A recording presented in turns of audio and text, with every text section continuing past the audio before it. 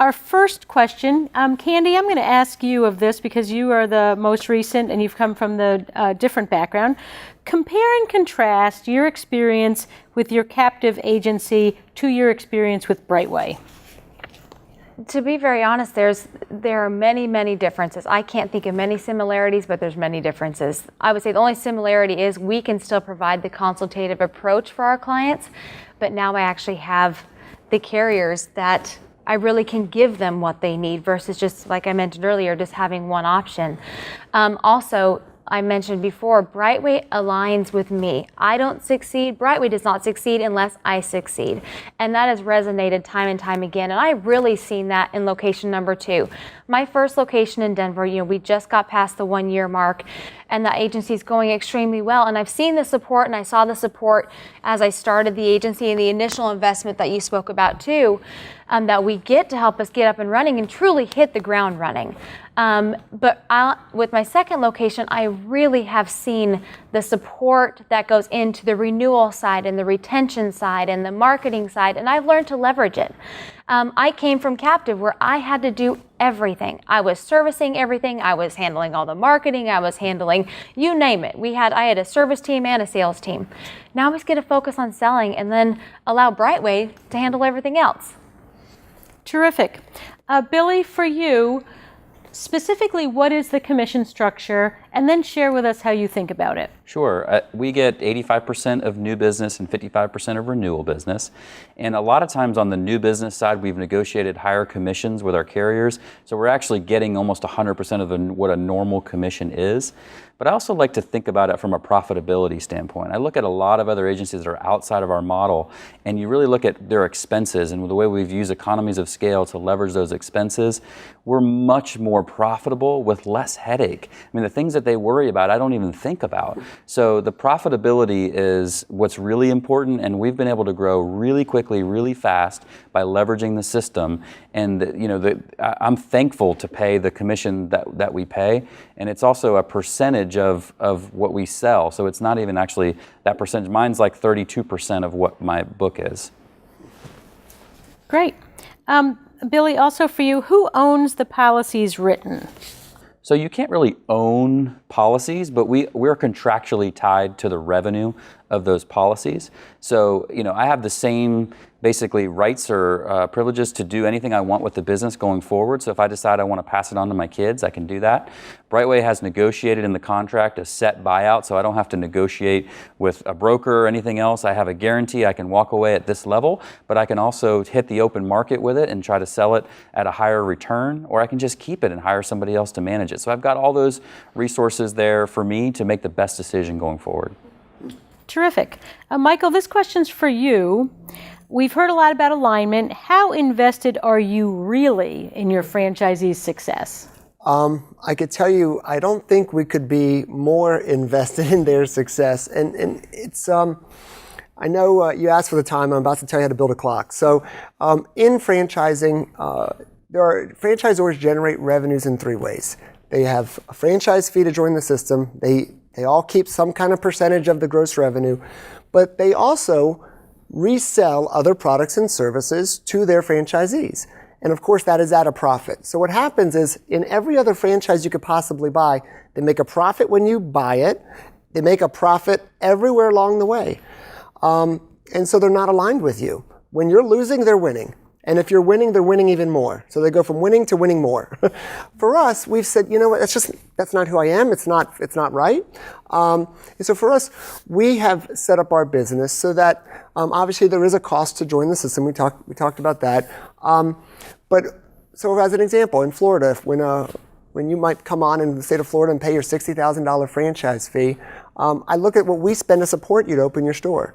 So we actually, before you even open the doors, it's 1,500 man hours to support our franchisee to open those doors. That costs us $95,000 compared to the $60,000 they've spent for the opportunity. So when you think about it from this perspective, alignment, we couldn't be more aligned. Our franchisees, when they come onto the system, I'm not complaining, but the truth is we lose money. So we decide to sell a franchise, we lose money. When you open your doors and you're really successful at selling insurance, we're losing even more. And again, it's not a complaint, it's just a fact. And so for us, our business model from my perspective, is one where I have to make you long-term successful.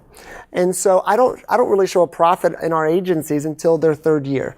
And so I think that gives our franchisees really peace of mind to know that the reason we're asking you to spend every dollar, the reason every workflow is there, is because we've done the research and we know that's the best dollar you're ever going to spend. That is the right way to do this business. It's going to deliver the best results. And so we couldn't be more aligned and invested in the success of our franchisees. Great. How much is the total investment, Michael? Yeah, so great question. So in the FDD, obviously we disclose not only the financial performance of our entire network, but we disclose what's the required investment. So the range is $107,000 to $160,000. That is the investment required by someone to open the doors, to pay the franchise fees, open the office, and that gives them 6 months of running capital, that range. But to be honest, obviously Kandie and Billy, they're building very large enterprises. Was that the expectation that they would only invest that much money? I'm sure not. And in fact, our franchisees typically invest at least $200,000 into their future to grow businesses like this. Great. Kandie, you had an insurance background. Did you find that helpful in starting your Brightway enterprise? That's a very good question. Yes and no. I would say yes for the fact it gave me that little bit of that edge and that confidence, but no for the fact that I know how to build relationships, I know how to manage a team, I know how to build a business. The only thing I would say is, yeah, it did for confidence, but I don't think that's criteria at all. But I definitely know there's a lot of you out there that do have insurance experience. There's many of you that don't. But don't think that because you don't have insurance experience, you're not going to be just as successful as somebody that does. Yeah, I would add that it's like a recipe or navigation or a GPS of getting somewhere. When they've laid out everywhere you need to go and exactly how to do it, and the resources are all around you, you do have to learn a little bit about the carriers. But there's online videos. We have our own university. You really can bring yourself on and all the people coming behind as your producers on. There's a whole onboarding process. How do you hire them? How do you recruit them? All that stuff is laid out. It's kind of tested. It's proven. So it's there for you, and you don't need to have the experience. I will say the first 3 months is tough, but after that, you can. We don't even hire anyone with experience going forward. We like to train them our way and get them used to our culture and the way we do things. Yeah, I mean, when I look at the results of our franchisees, there is not only not a correlation to who are the most successful franchisees based on insurance experience or not. 3 of our 4 biggest agencies are owned by people with no insurance experience. So I think it speaks volumes to the support that we're able to give to make that possible. Kandie and Billy, did either of you consider another insurance enterprise? Yeah, I'll take that. And I mentioned it earlier. I had the opportunity to go with Allstate. I've also had the opportunity to go with Nationwide when I first looked at this. And as I said, they're just, I think sometimes you can look at the surface and you can look at the numbers and you can look at them only at that finite level, and you really can't see what all the things that are behind the curtain. And that's what you don't know. You don't know the caliber of the people that we have here, the way we execute, all those things. You can't really see it unless you look behind. And I would encourage you guys to reach out and ask agency owners besides ourselves or us. We're an open book. We'll tell you exactly what it takes to be successful. We're definitely here to help you answer those questions because we were in your shoes before. And I'm going to add on to that too, Billy. I did. I looked at trying to go fully independent on my own. I looked at other opportunities that were just like Brightway out there. And independent on your own, that is a difficult road to take. And again, you don't have the higher commission levels. You have to pay for, you don't have any additional, when you have so many people on the Brightway system, we get things at a lower cost because of that, because we're such a large company. So there's so much added benefit to that. Plus then think about the cost of service. I think I probably spent in my State Farm agency 45% of my payroll or 50% of my payroll was going towards service. It wasn't even towards growing the book, growing the agency. So truly, this Brightway just really aligns with that. And there was nobody else out there, even going on my own, there was nobody else out there that I could accomplish what I wanted to accomplish.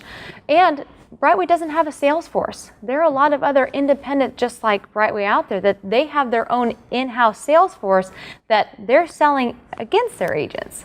I don't want to compete with the company that I'm working with. Great. Michael, for you, what makes some agency owners more successful than others? Yeah, sure. So it's funny, that's a very common question I get asked, but they either ask it the way you just did, what makes some agents more successful, or they ask it the opposite way. Why, if there are underperforming agents, why are they underperforming?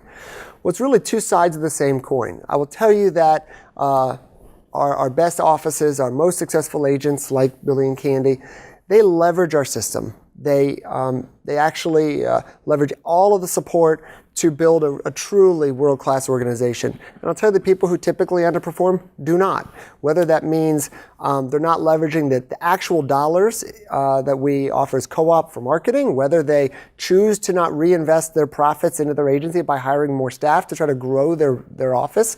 I'll tell you, this business, the Brightway franchise model, is not that complicated. There is a direct correlation to sales volume and how many people you've been able to build your organization around. And so, and again, to be able to, in our system, when you hire 2, 3, 4, 5, 10 producers, if you were not part of Brightway, think of the additional staff you would need to support that sales team. You don't have to worry about any of it. Not only do you have to pay for it, you don't have to even think about how to do it. We do it. So you can focus on building your own retail business. And the results kind of speak for itself. Great. Michael, for you as well, what are the growth objectives of the company? Yes, this is really interesting. So again, I would say, I've had peers ask me, kind of when I hear people ask that question, I think what they're asking is, what is, for David and I, what's our line in the sand when we say, we've won? Is it a certain size, or do we have a certain number of offices? Is that our goal? They go, what's your goal? Well, for us, it's never been about being a certain size or making a certain amount of money. For us, it has always been, even from day one, about saying, we're committed to being the best. We want to deliver the most excellent customer experience to our insureds. We want to make Brightway the best business opportunity, bar none, for the people who've entrusted their future in us.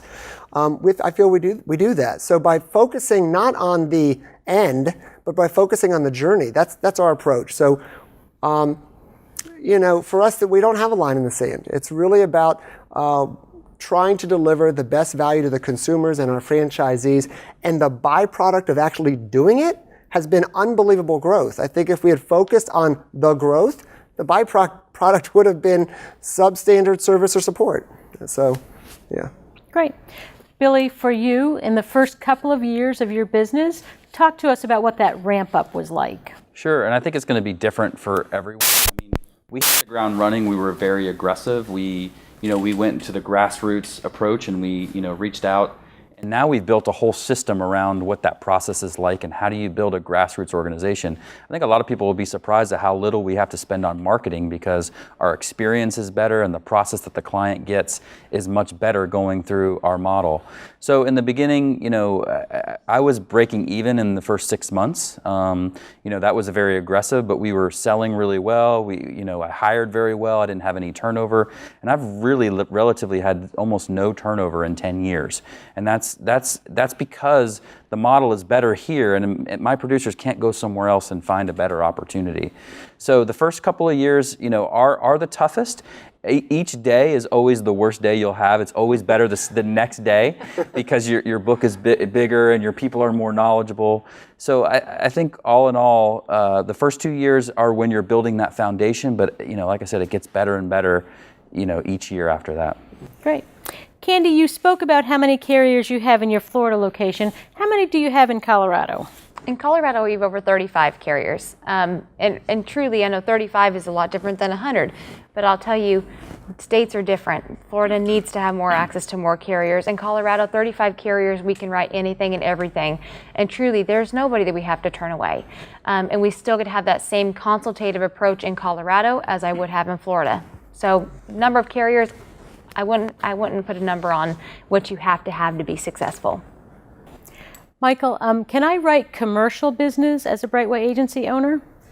Sure. So we really look at Brightway as focusing on the family. So obviously when I say family, I'm thinking homeowners insurance, obviously, auto insurance, all the other ancillary lines around the family. Now, when that family owns a mom and pop business, do we want to insure that? Absolutely.